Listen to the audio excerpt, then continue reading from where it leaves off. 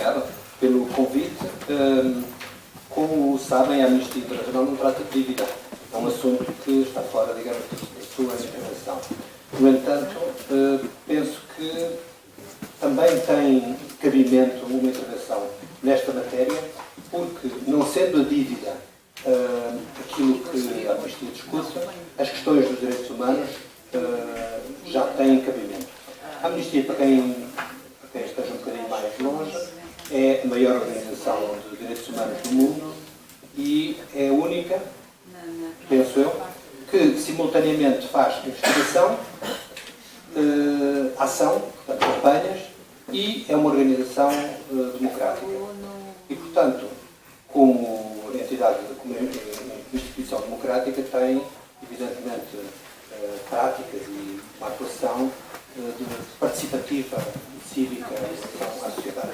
Neste caso, a questão da dívida está diretamente associada à crise financeira e parece claro que a estratégia de austeridade ameaça os direitos humanos fundamentais, nomeadamente aquilo que constitui os direitos económicos, sociais e culturais.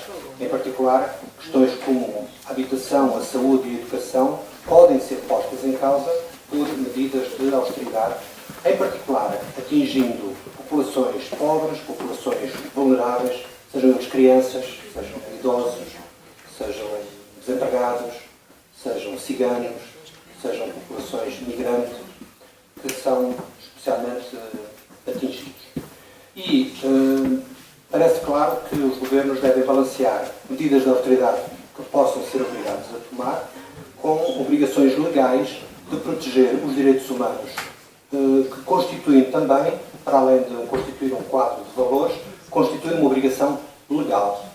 Os direitos económicos, sociais e culturais são tão obrigatórios quanto, ou de tão obrigatório cumprimento, como os direitos civis e políticos. Desde a Declaração Universal, embora ela não tivesse um caráter, digamos, impositivo, que os direitos constituem um todo indivisível e interdependente, não havendo subordinação entre eles. Mas, depois da Declaração, que tinha um caráter de referência moral, o facto de terem sido transformados em pactos, que têm um caráter de tratados, torna-os obrigatórios e de cumprimento obrigatório por parte dos Estados que são parte dessas convenções. E Portugal, por exemplo, é um dos países que ratificou na sua ordem interna todos os tratados internacionais relevantes em matéria de direitos humanos. A situação da crise é uma situação real.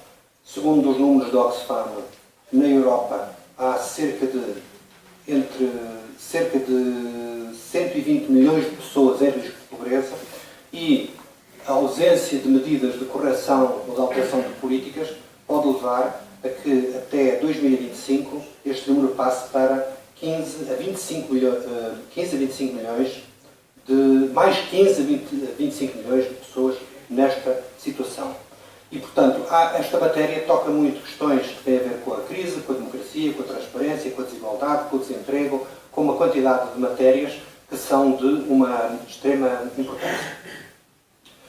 A crise financeira, iniciada em 2008, a maior crise desde a Segunda Guerra Mundial, levou os países da zona euro, em particular, a medidas de austeridade duras, de corte de despesas, os cortes aos limites aos déficits orçamentais, cortes na despesa pública, cortes nos serviços públicos essenciais e alguns países, em particular os países periféricos, como Portugal, a Itália e a Grécia, sentiram especialmente de forma especialmente dura, estas medidas que tomam também outro tipo de consequências, quer a nível da soberania, quer a nível das políticas autónomas de desenvolvimento que possam querer desenvolver. E, de facto, esta matéria causa severas preocupações. Por exemplo, o Comissário dos Direitos Humanos do Conselho da Europa, num texto de 2013, aponta, por exemplo, sublinha que as medidas de austeridade têm atingido, sobretudo, os grupos mais vulneráveis e marginalizados, tendo como consequência a intensificação da discriminação política, económica e social das populações. Mas recorde-se que o Pacto Internacional dos Direitos Económicos, Sociais e Culturais, no seu artigo 2º, diz que o Estado deve dedicar o máximo de recursos disponíveis para progressivamente realizar os direitos reconhecidos no Pacto por todos os meios apropriados, incluindo as medidas legislativas. Obviamente que os direitos económicos, sociais e culturais têm uma forma de serem impostos, que é, ou de serem desenvolvidos, que é diferente dos direitos civis e políticos, que podem exigir tempo, não estão disponíveis todos os recursos para os satisfazer completamente. Mas tem que haver uma vontade política e tem que se dedicar ao máximo de recursos que existam disponíveis. A questão dos direitos económicos sociais e dos direitos civis e políticos, que uns chamam de direitos de primeira geração, direitos individuais ligados às revoluções burguesas, etc.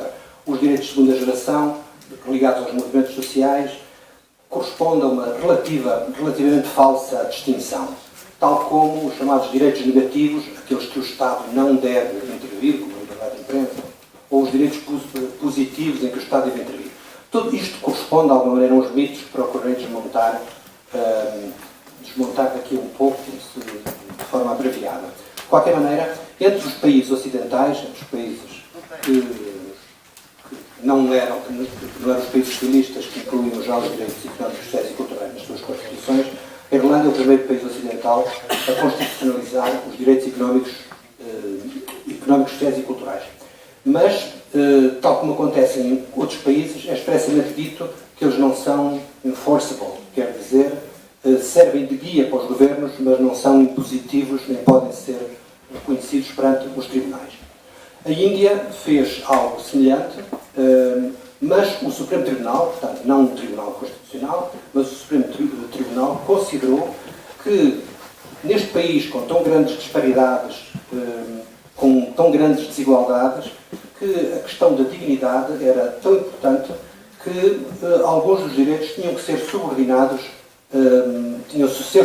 à questão da dignidade, assegurando a necessidade de uma vida decente, de salários decentes e, portanto, alguns direitos económicos e sociais eram reconhecidos num país que não tinham, que manifestamente não os considerava, digamos, enforceable, impositivos do ponto de vista da justiça.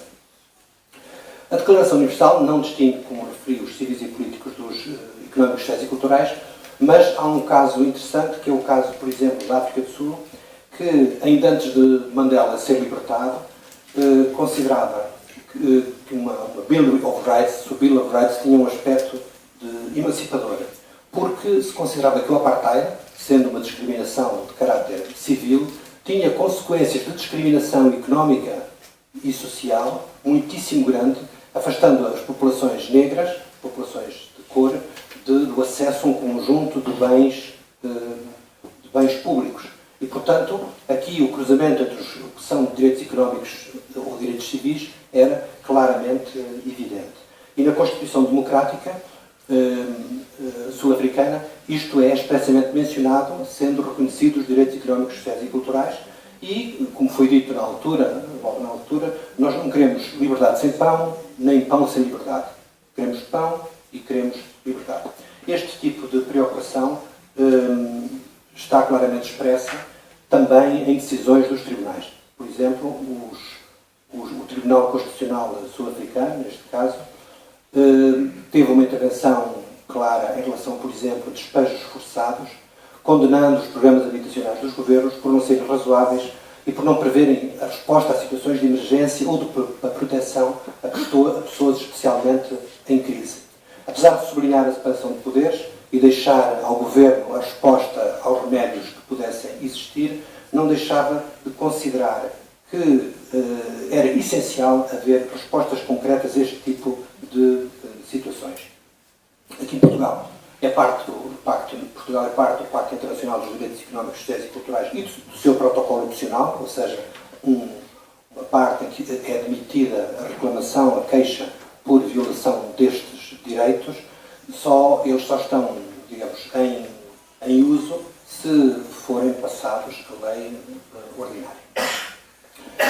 De qualquer maneira, a questão dos direitos económicos, sociais e culturais constitui um reconhecimento generalizado pelo mundo, com maiores ou menores limitações. Os países da União Europeia, genericamente, consideram-nos. Numa série de outros países, os direitos económicos, sociais e culturais fazem parte das Constituições.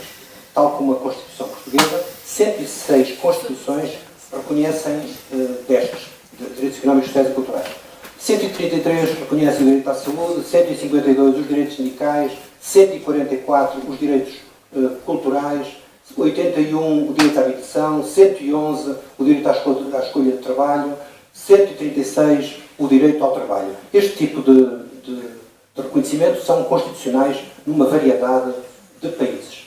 E, portanto, nós podemos dizer que os DESC, os direitos económicos, sociais e culturais, são parte do sistema de justiça. Não são voluntários, não são um luxo dos governos, não são algo dispensável, são algo que deve levar à responsabilização dos Estados e devem poder ser reclamadas em instâncias como tribunais.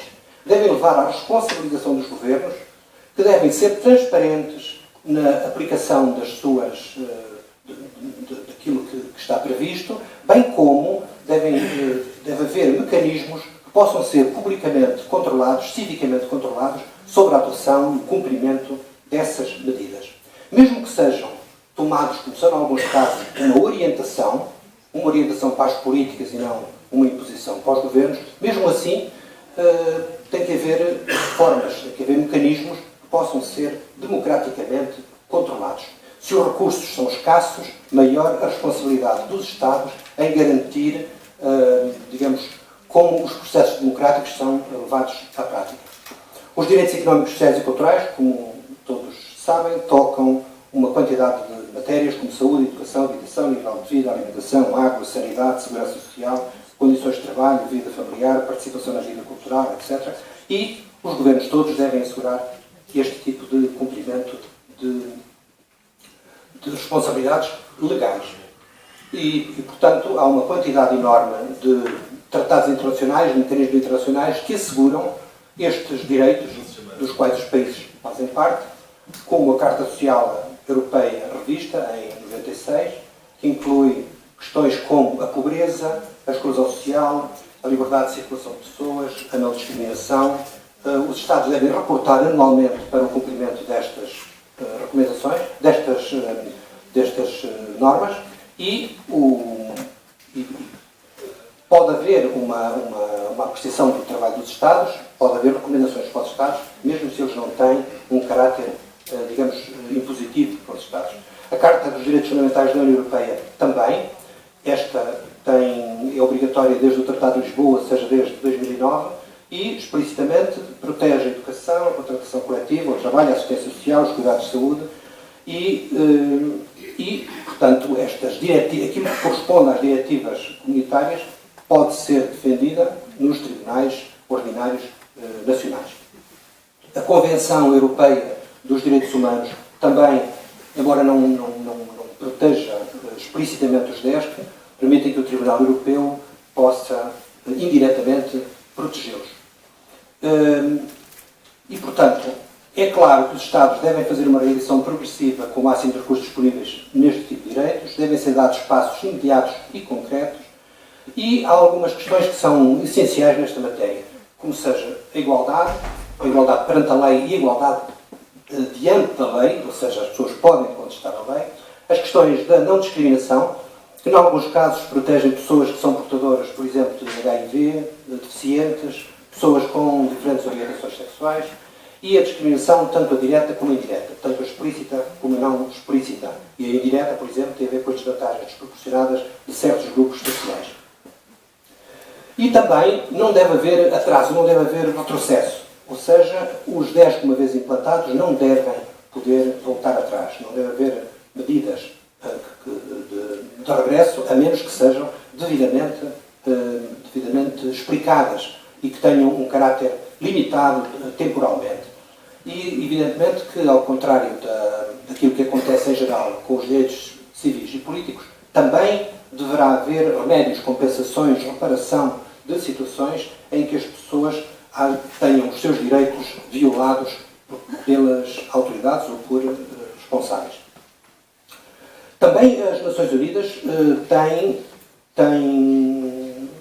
protegem explicitamente os 10, em várias das suas órgãos, devendo, em algumas matérias, por exemplo, a educação, em nome da igualdade de oportunidades, responsabilizar os Estados.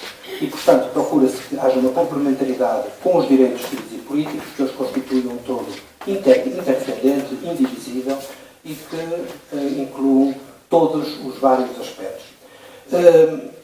Um aspecto que é importante para uma organização como a Amnistia faz sobretudo campanhas junto à opinião pública, campanhas de intervenção mobilizando os cidadãos, as pessoas. Não é uma organização de natureza política, nem normalmente se ocupa de casos no próprio país para dar necessário distanciamento em relação às situações, mas a Amnistia também faz lobby, por exemplo, do ponto de vista legal, também faz advocacy no sentido de defender certo tipo de posições perante os governos, perante as instituições, e esta é uma daquelas áreas em que a advocacia é correta de ser feita. A advocacia e também a mobilização social, que podem ajudar a criar mecanismos de concessão democrática ou de alteração democrática no sistema político, empoderando as pessoas que estejam, procura-se empoderar, digamos, as pessoas que estão mais excluídas, mais marginalizadas, em defesa da sua dignidade, no combate à pobreza, no combate à exclusão, dando de alguma maneira ou contribuindo de alguma maneira para que as pessoas possam tomar o destino nas mãos e possam adquirir instrumentos de emancipação por si próprios. E, portanto, se é verdade que, normalmente, certas violações de direitos, como nós vemos no caso do chamado Estado Islâmico, ou que vemos noutros países, podem provocar um horror enorme, ou podem provocar, como vimos no caso de Charlie Hebdo, uma mobilização de milhões de pessoas que ficam indignadas perante a violência, a intolerância, este tipo de situação, ou perante Estados bárbaros. Não se vê, normalmente, que as violações de direitos económicos, sociais e culturais possam mobilizar a opinião pública da mesma maneira. Tirando aqueles casos extremos de fome na Etiópia, de campanhas desta natureza, normalmente as pessoas reagem de forma diferenciada em relação a este tipo de situações. E para muitas pessoas, para muitos académicos, para muitos políticos, por exemplo, os direitos económicos, sociais e culturais não devem passar pelo sistema judicial, não devem fazer parte dos mesmos mecanismos que fazem os direitos civis e políticos, considerando-os demasiado vagos, demasiado não justiciáveis, digamos assim, constituindo aspirações e não direitos de caráter obrigatório. Mas, evidentemente, isto não é verdade de todo, porque os direitos civis e políticos também podem ser vagos. Quando nós falamos da liberdade de expressão ou da liberdade de proteção da intimidade, nós sabemos a amplitude enorme que permite que as pessoas possam invadir a privacidade em nome de um outro interesse, ou da liberdade de expressão que tenha limites ou não. Vemos no caso de Charlie Hebdo, que as pessoas acham que eles estavam a pedi-las, que estavam a exagerar, que estavam a ser intolerantes, estavam a desenvolver políticas de ódio, etc. E, evidentemente, que os direitos económicos, sociais e culturais não são tão vagos como isso. E não são tão vagos como isso porque, em especial, junto dos órgãos internacionais, junto aos relatores especiais sobre matérias específicas, que tenham a ver com relatores especiais das Nações Unidas, por exemplo, para a saúde, habitação adequada, água e sanidade, alimentação, extrema pobreza, educação, liberdade de expressão artística, criatividade cultural, igualdade de oportunidades, trabalho não pago, extrema pobreza, etc. Existem medidas concretas, incluindo, existem manifestações, expressões, textos, documentos sobre o impacto da dívida externa e outras obrigações financeiras dos Estados e o seu impacto nos direitos humanos. Isto, por exemplo, são coisas que normalmente os Estados põem de parte. Existe imensa jurisprudência que torna os direitos económicos, sociais e culturais bastante concretos. Servem de guia, servem de orientação e são muito específicos. Em Portugal nós vimos muito isso com o governo a dizer que o Tribunal Constitucional estava a decidir em matérias políticas, quando, na realidade, a situação não é exatamente a mesma coisa. Os juízes, neste caso, podem ter um papel de controle dos Estados e, portanto, do não cumprimento por parte da lei por parte dos Estados. Para outras pessoas, os direitos económicos, sociais e culturais são demasiado caros e, portanto, são um luxo de certos Estados. Mas nós sabemos que a liberdade é cara, que as eleições são caras, que a polícia é cara e que ninguém vai contestar a democracia por ser mais cara do que as ditaduras. E existem direitos civis e políticos que têm que ser caros e que se deve requerer que sejam caros. como, por exemplo, o acesso à justiça por parte de comunidades mais pobres. Elas, se não têm acesso à justiça, o Estado tem que assegurar. E, portanto, é uma decisão positiva que os Estados devem ter. E, portanto, neste caso, existem responsabilidades positivas e negativas, tanto em relação aos direitos económicos, sociais e culturais, como em relação aos direitos civis e políticos.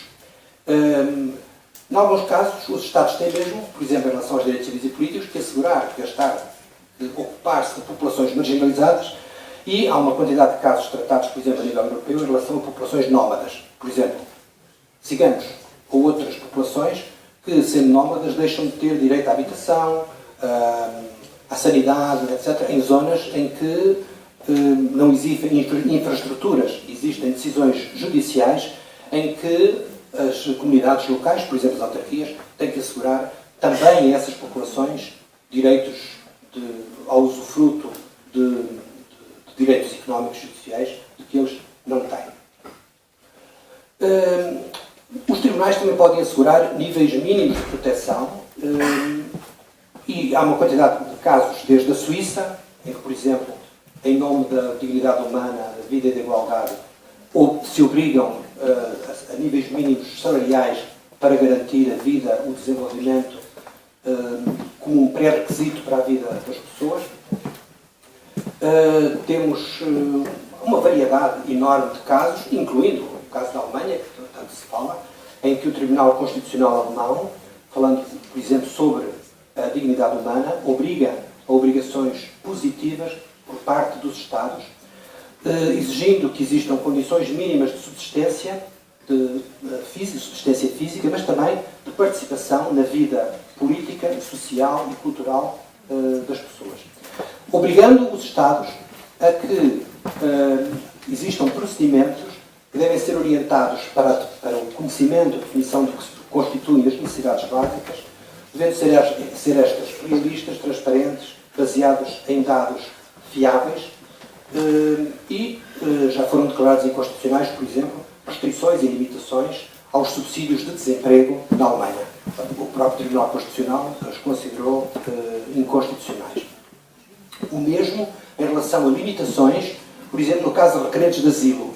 O governo alemão queria limitar o número de requerentes de asilo recebendo compensação do Estado e, portanto, cortou os subsídios e o Tribunal Constitucional alemão considerou que a dignidade humana não pode ser relativizada por considerações de política migratória e que, se queriam reduzir as migrações, teriam que tomar decisões de outra natureza, mas não tomar decisões que, por exemplo, fossem afetar os direitos das crianças, o direito à educação ou outros direitos que eram limitados por estas medidas de caráter político,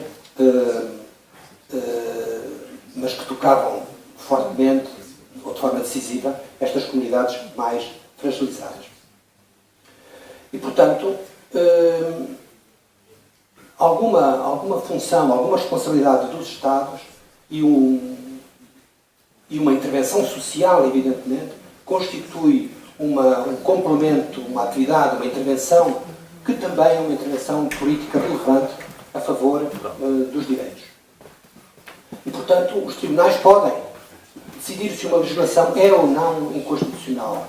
Podem decidir, podem ter um papel de supervisão, podem estabelecer medidas compensatórias ou de indemnização perante decisões que sejam feitas. Pode decidir medidas de restituição, ou seja, de repor situações antes de algum tipo de violações. E pode favorecer situações de reabilitação. E tudo isto constitui um tipo de intervenção muito importante e que uma organização que seja uma organização mesmo como a nossa, que se baseia sobretudo na mobilização das pessoas, não pode ignorar e que constitui uma parte da intervenção da comunidade política em relação a estas situações. Foi referido há bocado o caso da Finlândia, por exemplo, alguém referiu aqui, que se notava menos os efeitos da austeridade. A Finlândia tem, por exemplo, um Comitê de Direito Constitucional que funciona no Parlamento, que trata das matérias de direitos humanos, direitos constitucionais, direitos humanos, legislação europeia, havendo os peritos que vão ver a conformidade das leis com a Constituição. Isto é feito no próprio Parlamento, tendo um caráter que é considerado, digamos, impositivo por parte dos legisladores. E neste caso, eles têm várias decisões em matéria de dignidade, subsistência, tendo, por exemplo, decidido que os mecanismos financeiros em curso na União Europeia não podem ameaçar as obrigações do Estado em determinadas matérias, como, por exemplo, os serviços de saúde. Eu poderia dar uma série de referências agora, mas não vou dar, sobre os efeitos da austeridade em alguns países, como, por exemplo, no caso da Bélgica, no caso da França, no caso da Grécia, no caso da Irlanda. No caso da Irlanda, por exemplo, só um exemplo. Na educação, 2/3 das comunidades nómadas, que são sobretudo ciganos, mas há outras, 2/3 das crianças, filhos de pessoas que têm uma vida deste tipo, não têm acesso à educação, não têm acesso à integração social, em alguns casos por razões religiosas. Ele é passado para escolas privadas algumas responsabilidades, mas sendo eles de religião não católica, em alguns casos são de orientação protestante, podem não ser aceitos em algumas escolas e são excluídos do sistema. Temos, por exemplo, casos de Itália, casos da Holanda também, que são, enfim, incríveis, Espanha, Portugal, do Reino Unido, e portanto, são muitos os casos que temos. Aqui em Portugal também, a austeridade, toda a gente conhece as medidas que existem, quem atingiu, e portanto não vale a pena referir muito esta matéria. De qualquer maneira, isto já foi dito, de qualquer maneira pode-se encontrar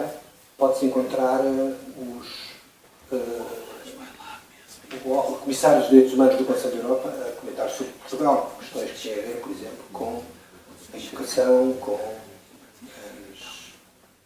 as comunidades migrantes, entre outras, em que é recomendado que Portugal tenha uma intervenção nesta matéria.